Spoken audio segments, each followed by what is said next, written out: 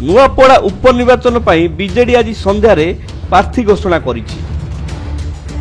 दलर सभापति नवीन पट्टनायक एक गुरुत्वपूर्ण बैठक पर प्रार्थी घोषणा करिछन्ति। नुआपड़ा निर्वाचन पर स्नेहागिनी छुरिया प्रार्थी होइछन्ति।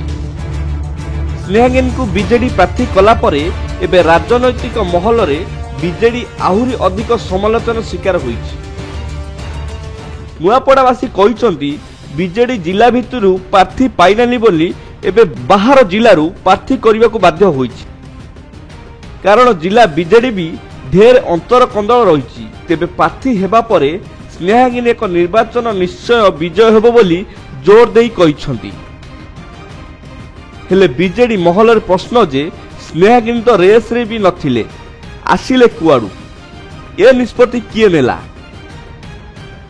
कारण पूर्वर जिला सभापति मनोज मिश्र ना रेस रे सबुठु आगरे थिला। अन्यपटे यह पूर्व आज बीजेपी मध्य प्रार्थी घोषणा करिछि। जय ढोलकिया को बीजेपी नुआपड़ारू प्रार्थी करिछि। तेबे कांग्रेस रु प्रार्थी होइछन्ति घसीराम माझी। नुआपड़ा उपनिर्वाचन पर राजनैतिक दलगुड़िक मध्य तत्परता देखा जाइछि। आसंता नवेम्बर 11 तारिख रे एठारे मतदान ग्रहण कराजिबाकु थिबा बेले प्रार्थीपत्र दाखल प्रक्रिया जारी रही।